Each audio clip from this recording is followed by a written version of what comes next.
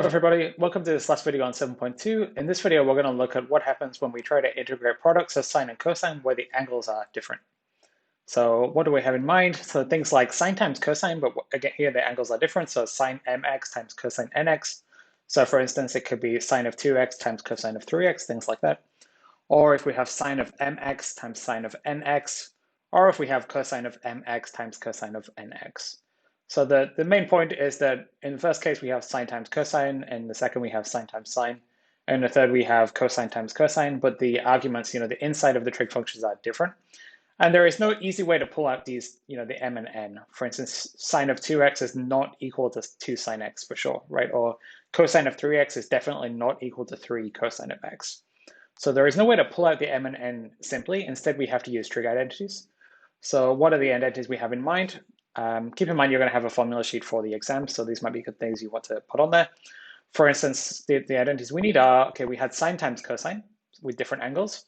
So sine A times cosine B is a half sine A minus B plus sine A plus B. So these are consequences of the addition and subtraction formulas for trig functions if you just make some rearrangements. And this is useful because it converts us from a product. We have sine A times cosine B, a product which is going to be hard to integrate, into just a sum or later a difference of one trig function by itself. And even though the angle has changed, it's no longer a product. It becomes much easier to integrate.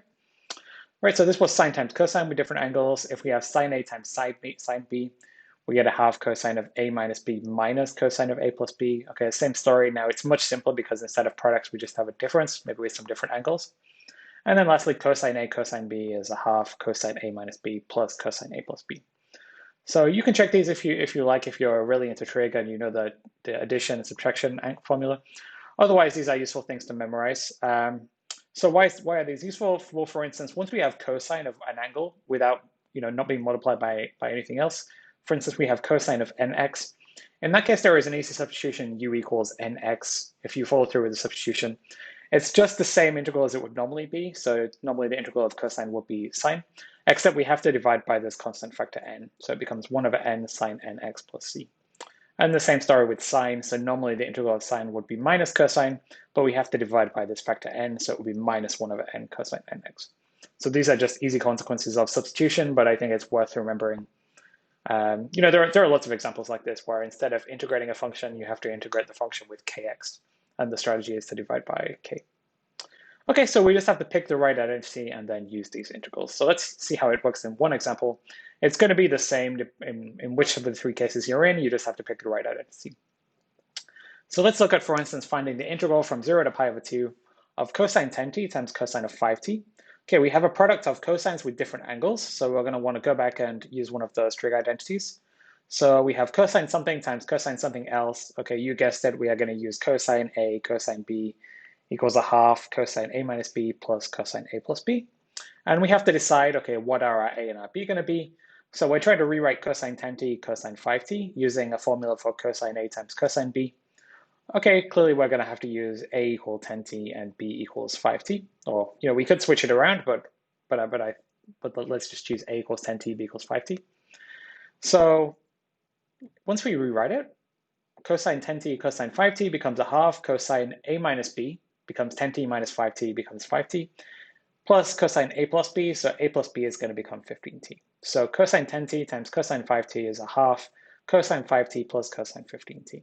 And now these are much easier to integrate. So if we go through with our substitution, go through with our trig identity. So instead of integrating cosine 10t cosine 5t, instead, because it's equal to this simpler expression, we can integrate this instead. It will give us the same answer. So now we just have to integrate a half cosine 5t plus cosine 10t. Okay, and it's a sum, so we can integrate each of these pieces separately. We're doing a definite integral, so we just have to find the antiderivative, plug in the endpoints. So as we said, normally the integral of cosine would be sine, but we have to divide by the 5, so we're going to get 1 over 5 sine 5t. And then, sorry, here should be a 15t. I did double check, but so here should be 15t. So normally the integral of cosine again is sine, but we have to divide by the 15. So we get 1 over 15 sine of 15t. And we're evaluating between 0 and pi over 2. So we plug in the endpoints. So we plug in pi over 2 on each side, and we plug in 0 and subtract. But when we plug in 0, we're left with sine of 0 and sine of 0, which are both 0, so there's no point in writing those. And then we have to evaluate sine of 5 pi over 2 and sine of 15 pi over 2. So 5 pi over 2 is, okay, 5 over 2 is 2.5. And remember that sine and cosine are 2 pi periodic. So if we subtract multiples of 2 pi, then it's going to stay the same. So instead of calculating sine of 2.5 pi, we can calculate sine of 0.5 pi. So we have to do sine of pi over 2, that's going to be 1. Okay, and then a similar idea with sine of 15 pi over 2. So 15 over 2 is 7.5. If we subtract 2 3 times, that's going to be subtracting 6. We're left with sine of 1.5 pi. Okay, sine of 3 pi over 2 is minus 1. So here we have a minus 1. Okay, and then we go through some tedious arithmetic and we get the answer in the end. But that's not what I really care about, right? The steps are really what's important. We're integrating a product of sine and cosine, in this case, two products with cosine, with different angles. We use those three identities we talked about. We rewrite it not with a product, but as a sum or a difference, but with different angles. And then once we have the angles by themselves and we don't have a product, they become much easier to integrate. So I'm not going to do any more examples, but you could make up the same idea with sine 10t, sine 5t, or sine 10t, cosine 5t. You would just have to adjust the identity that you use. Okay, that's it for today. Thanks, everyone. See you next time.